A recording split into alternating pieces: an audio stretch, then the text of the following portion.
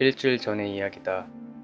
딸을 데리고 드라이브를 나갔을 때 평범한 산길을 가다가 도중에 드라이브인에 들어가 식사를 하기로 했다. 그때 딸의 귀여운 모습이 보고 싶어져서 일부러 포장되지 않은 어두컴컴한 샛길로 접어들었다. 그거 그렇게 커요. 딸이 제지하는 모습이 오히려 귀여워서 점점 더 깊숙이 들어갔다. 그런데 어느 순간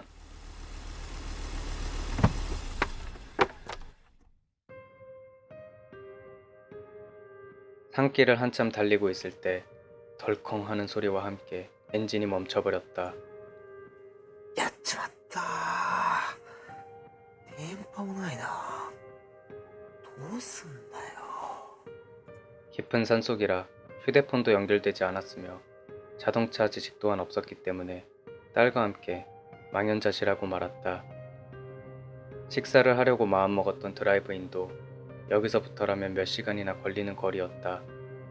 당장은 어찌할 도리가 없었기 때문에 우선은 차 안에서 해가 뜰 때까지 기다렸다가 다음날 아침이 되면 걸어서 드라이브인으로 출발하기로 결정했다. 그렇게 악몽과도 같은 밤이 시작되었다.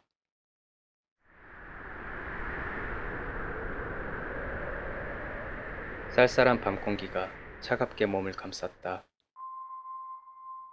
엔진이 꺼져 있었기 때문에 히터도 틀지 못하고 그저 오들오들 떨며 차 안에서 아침 해가 뜨는 것을 기다리고만 있었다.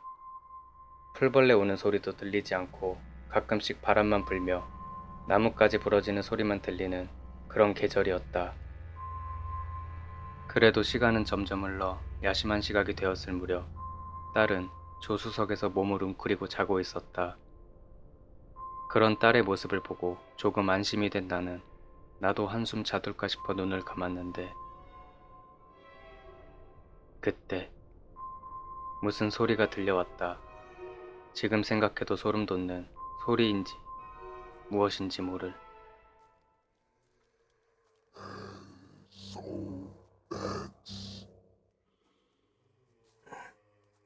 なんだ 처음엔 잘못 들은 것이라 생각했다. 이런 야밤에 그런 소리가 들릴 리가 없다고. 하지만 분명히 내 귓전을 때리는 소리는 어딘가에서 들려오고 있었다.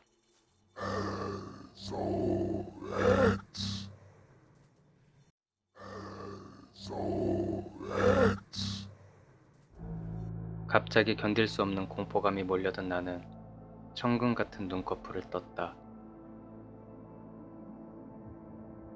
3미터 이상의 앞은 보이지도 않는 숲의 심연 속 하얗고 넓적한 무언가가 엄청난 움직임을 하며 차로 접근해 오고 있었다.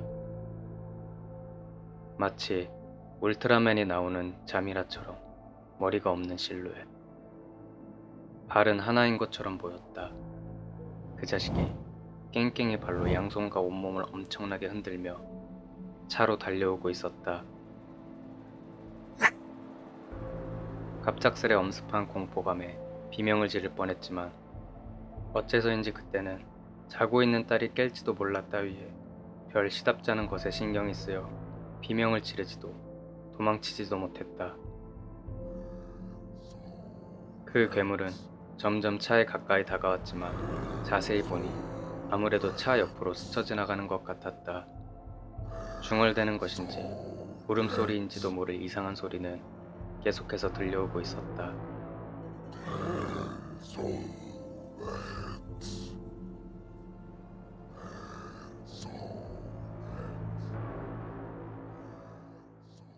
소리가 멀어지고 있었다. 言ったか 뒤를 돌아봐도 그놈의 모습이 보이지 않게 되어 안심한 마음으로 딸을 바라봤는데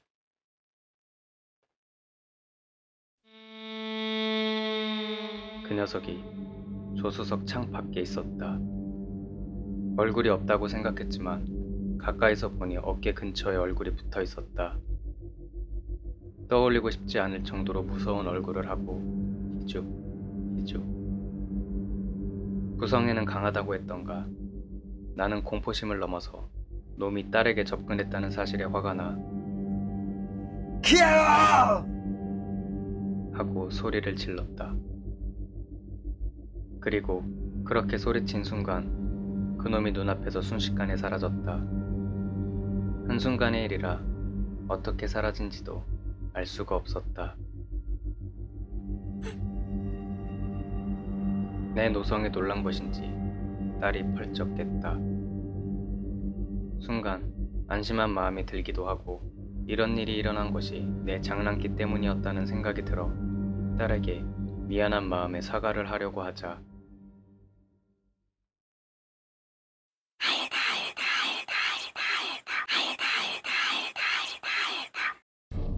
나는 할 말을 잃고 말았다.やばい早く逃げなきゃ 본능적으로 키를 돌려 시동을 걸었더니 다행히도 그 순간엔 시동이 걸렸다. 서둘러 차를 돌려 앞에 왔던 길을 거슬러 갔다. 딸은 계속해서 옆에서 뭔가를 중얼거리고 있었다. 겨울밤 한 줄기 식은땀이 내 등을 타고 흘렀다. 少しだけ待ってろすぐ村に到着する 나에게 하는 말인지 딸에게 하는 말인지 모를 그런 말을 중얼거리며 덜컹거리는 비포장 도로를 온 힘을 다해 달렸다.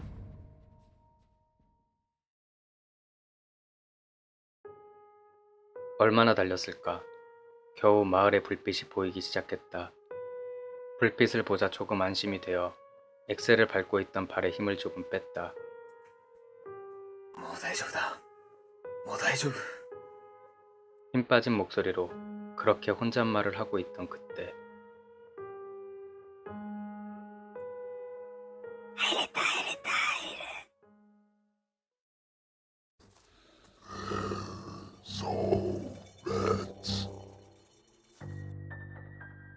어느새 딸의 중얼거림이 그렇게 바뀌었다.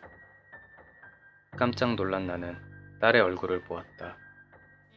그 얼굴은 딸의 얼굴이긴 했지만 딸의 얼굴이 아니었다. 나는 또다시 공포감에 사로잡혔다. 만약 이대로라면 집에 돌아간다 해도 위험하다. 그렇게 생각되어 다급하게 고개를 돌려서 이 사태를 해결해줄 뭔가를 찾기 시작했다. 그러자 눈앞에 보이는 큰 절. 한밤중이었지만 절 옆에 주지의 자택으로 보이는 곳에 불이 켜져 있었기에 생각할 겨를도 없이 딸의 손목을 잡아 끌어 그곳으로 달렸다.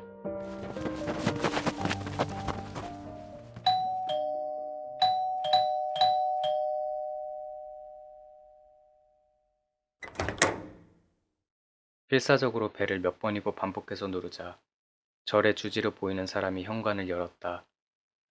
그는 딸의 모습을 보자마자 나에게 일갈했다.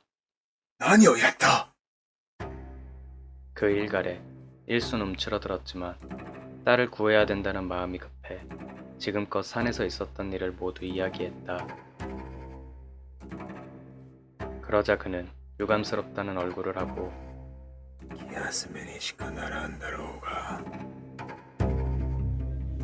라고만 말하며 병을 외며 딸의 어깨와 등을 탁탁 두드리기 시작했다.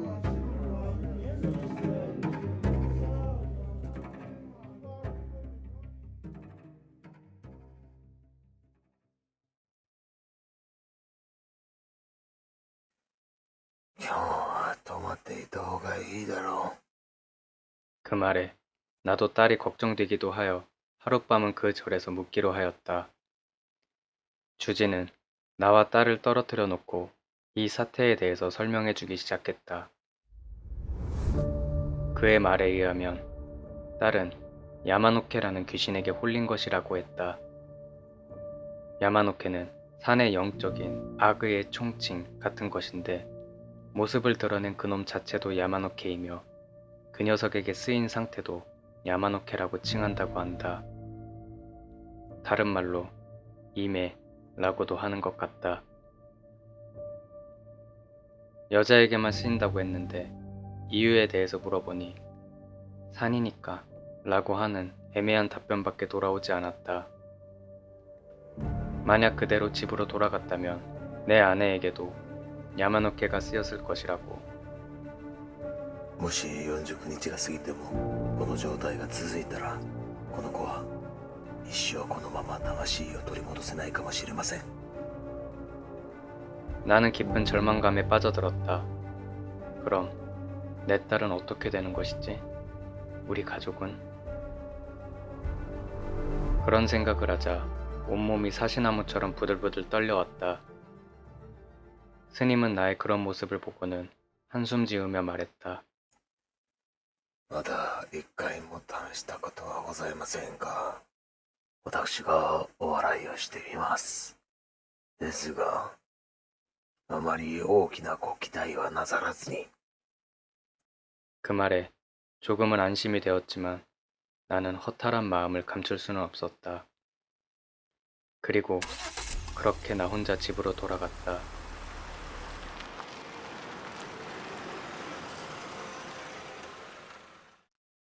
山の会？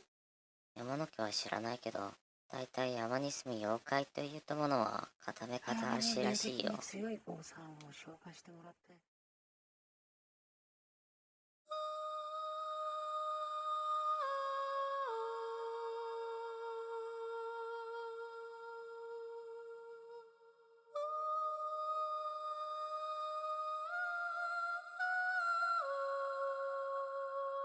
이 글이 아마 마지막 투고가 될 것 같다. 그 후 정신없이 일주일이라는 시간이 지났다. 딸은 여전히 주지 스님이 맡고 있다. 아내는 그 사건 이후로 하염없이 울고만 있고 나는 그 당시에 내 행동을 후회하며 끝없는 절망 속에서 헤어나지 못하고 있다. 왜 길을 벗어났던 것일까? 아마 정신이 야마노케에게 조종당했던 것일지도 모르지만 지금에 와서 생각해봤자 한낱 변명거리에 지나지 않는다. 이 글을 보고 있는 당신들에게 해줄 수 있는 말은 절대 장난으로는 산에 들어가지 말라는 것이다. 여자친구, 부인, 딸이 있다면 더더욱.